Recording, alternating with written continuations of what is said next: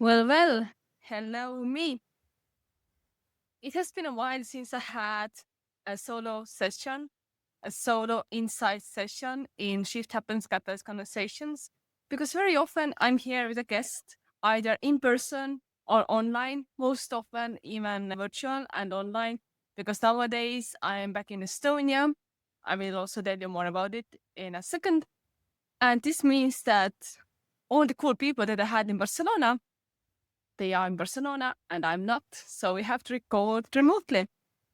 Although I was always also recording remotely with multiple people, like in South Africa, US, Japan. So location has always been not an issue. But anyway, I wanted to give a small life update in this solo insights episode and just to give this sense of place, time, and where I am right now in my personal life.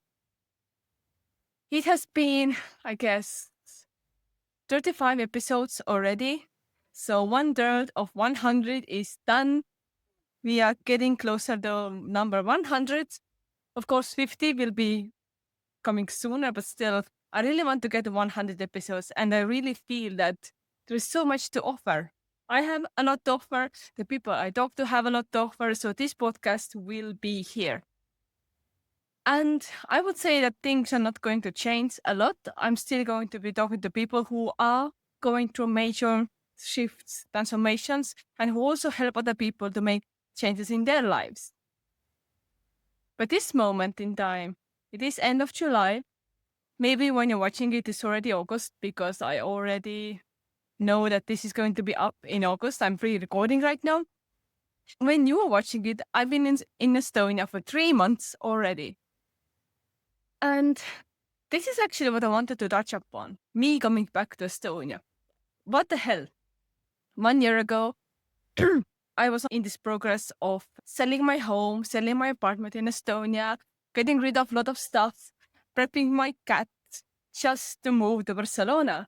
Because 1 year ago, I had this very big urge, this desire to just go and move and to be in Barcelona. And I felt that Barcelona was really inviting me in. I had to be there for some reason. I had to have some kind of lessons in there. I had to experience that city. And 1 year ago, I thought that, okay, Barcelona, that's the place. I'm going, I'm leaving everything behind. Goodbye, Estonia. I hate you.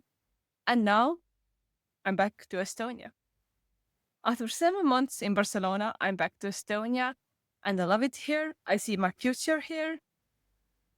And I'm actually really happy here. So, what the hell happened to me in Barcelona? Why did I want to go so much? I guess I can't really rationally explain why I wanted to be in Barcelona. I just knew I had this strong feeling that I need to go. This is the place. And I am the kind of person who follows her urges, who follows her desires, because it felt so right. And it was right. I don't have regrets of going. I'm not even regretting the fact that I sold my home.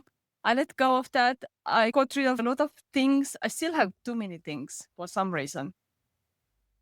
And I do not regret leaving, almost burning the bridges in Estonia. And I don't regret coming back either. The 7 months in Barcelona, September to April, they were a catalyst for me, a catalyst for my change as well. Being in Barcelona also meant that I was going to many different places other than Spain, other than Barcelona. Thanks to being in Barcelona, which is also a great hub for travel, I went to Athens, Greece, to speak on the Nomad Fest stage, to speak about the health, routines, wellness for digital nomads. I met some very amazing people there. And I felt that I really like being on the stage, to have this head mic and to be the speaker. I felt so confident. Then, thanks to me being in Barcelona, I also went to Morocco, Marrakesh, and a retreat in the desert of Agapi. And this is where I realized, so that was then beginning of November, this is where I realized that I want to go back to Estonia, even after like less than 2 months of Barcelona. I wanted to come back. I realized I want to come back and start a family, build a home here in a place where I have the peaceful Zen being, Zen state of being, and this very relaxed version of me. I realized that Barcelona for me was too much noise, too many people, events, and even there was so much happening that I also had many, many friends. I still felt super lonely because everybody also had a lot of stuff to do. And me wanting a family also meant that I needed to come back because Barcelona is not the kind of city where you have this family vibe. Barcelona is the kind of city where you go if you need to find yourself, if you need to do some more exploration of yourself, you need to discover something about yourself. You want to try, experiment, have a lot of fun, then yeah, Barcelona is the place to be. But once you're feeling that, okay, I want to settle down, I feel that for me at least, Barcelona is not the place to be. Also, the men I dated in Barcelona, they seemed not to want the family. Not seemed, yeah. I actually knew that they didn't want it. And I got stuck in this trap of kind of hoping that, okay, maybe they will change their mind. Maybe they will still want to have a family or something more serious. The thing with me is that I'm not really into casual dating and flings and one night stands. This is just super boring for me. I want to have a long term, meaningful, serious commitment, relationship.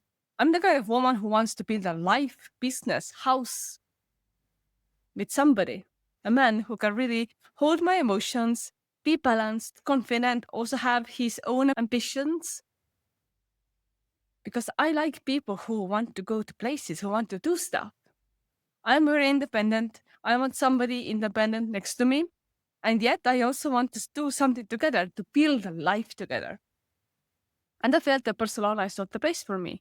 I already knew it in November. And still, I didn't cancel my lease. I was like, okay, it's winter. Estonia is going to be depressing in winter. So I would just stay until April. So I stayed. And thanks to this, I also had some more trips to Montenegro because I met a hotel owner in Barcelona, an entrepreneur from Turkey, who invited me to his hotel in Montenegro. It was a wonderful experience. Maybe at some point I will also organize some retreats in that hotel because I already had the contacts, I had the place, and it's a beautiful, luxurious place. Why not have a retreat just there? And thanks to being in Barcelona, I also went to Miami. And actually, Barcelona has direct flights to Miami. I went to Adam Roa's workshop, The Art of Being You, where we explored how to be authentic on the stage, how to carry your message, and how to really tap into yourself. And thanks to this event in Miami, this podcast was also born.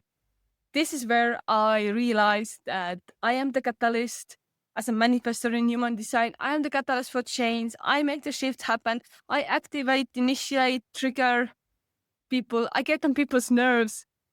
And end of the day, I am the catalyst.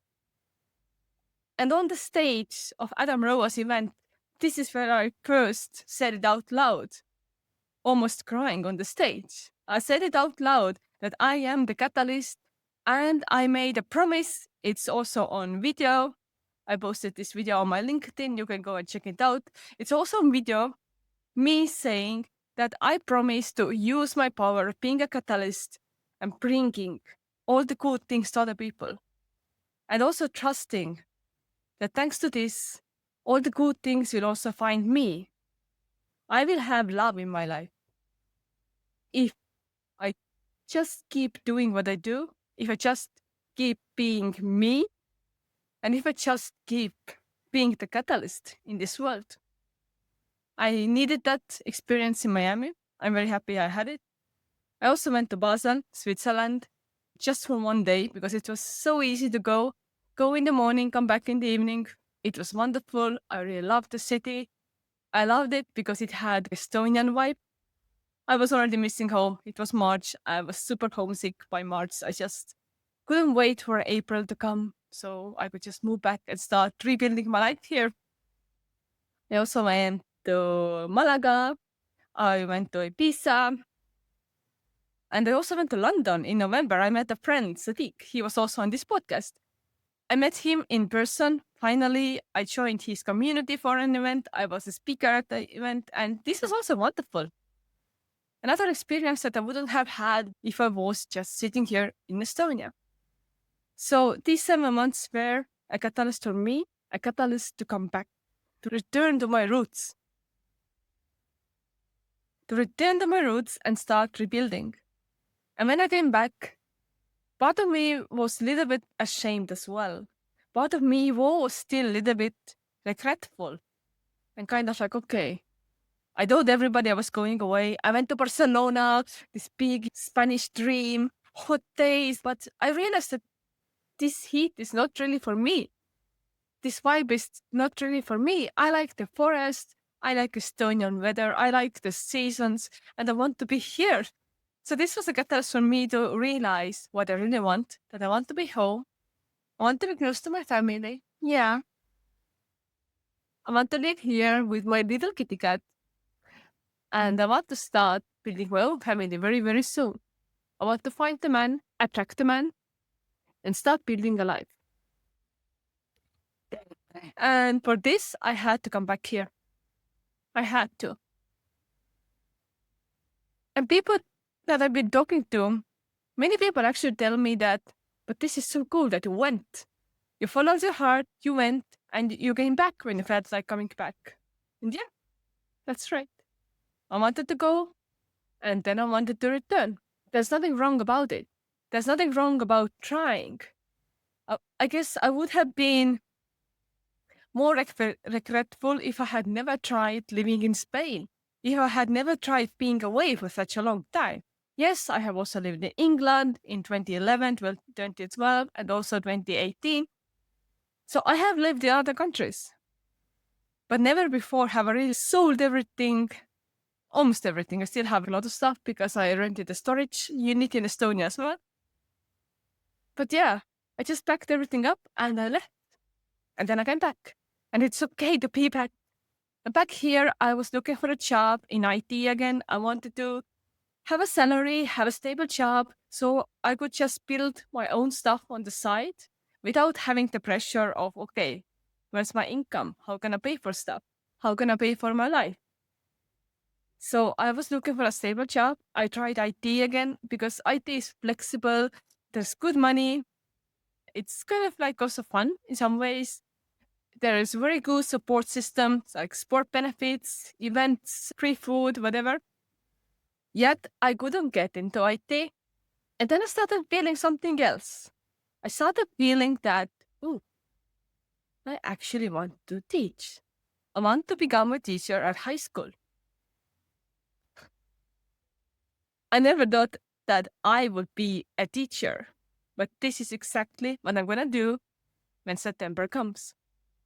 I have a job as a teacher. I have never been a teacher in my life. Yes, I have coached, I have worked with people, I am confident, I believe in myself, and I'm also like a little bit afraid. What if the teenagers eat me? Or, okay, how to handle the teenagers? I feel that here, first impressions matter a lot. I will see very soon in September. And I'm not even afraid of it. I'm more like excited. Okay, me being a teacher. I know I have a lot to offer. I have a lot of experience. I know a lot of stuff about English. English, that's the thing that I'm going to be teaching. English has opened up many, many possibilities, opportunities for me. I have been a translator for more than 15 years, 16 years maybe even. I have translated, been a copywriter, edited texts, technical writing for software documentation. I have done a lot of stuff with language. And me knowing a language like English, it has opened up many doors for me because it has also brought many people into my life with whom the communication language is English. My friends, they're not all Estonians, not at all. I have many international friends, and even living here in Larsen, in the state Larsen house, I made even more expat friends. I'm in my home country and I have many, many expat friends because I live in an international community. Yes, everybody has their own apartment. It's kind of like a small studio apartment, but I have my own kitchen, my bathroom, my bedroom, whatever. And we also have a common area with a lounge. We have a small gym. We have the rooftop area for chilling. And we also have events. So in Dota right now, there is 4 houses. And the whole community comes together for events like hiking or parties. I organized one book club event. I organized one hike. People go cycling together. They watch a movie. Yeah, they even go to pubs or whatever. So there's like a lot of stuff happening in the community. And I no longer feel alone back here. And yep, life right now is exciting. I'm going to school as a teacher this time. At the age of 37, I am finally becoming a teacher because I felt that I want to have more impact. I want to have an impact on people's lives. Teenagers, that's the perfect place where to start. I can bring them my energy, my youthful vibes, my optimism, my enthusiasm, and I feel that they're gonna love me. Once you get over the initial bumps, they're gonna love me. Because I promise to be this cool, kick-ass, little bit weird, crazy kind of teacher who also tells them how to create Instagram captions, TikTok reels, podcasts, and we are going to have so much fun. So that's where I am in my life right now. Still attracting a partner. There are some things happening, some hints from the universe that I might soon also be in love, but let's see. Let's see.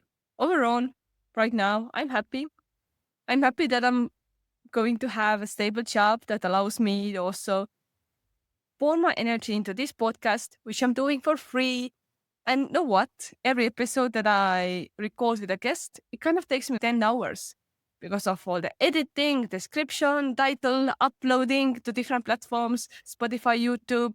I also use Podbean for the audio files to have it across many different platforms. And then also making the short clips for YouTube. This also takes many hours. So total for one episode is 10 hours. All the recording and all the activities around it. It takes a lot of time, and I'm very happy that I get to have a real job, as my mother would call it, that can support whatever I'm doing here with this podcast. This is coming from my heart.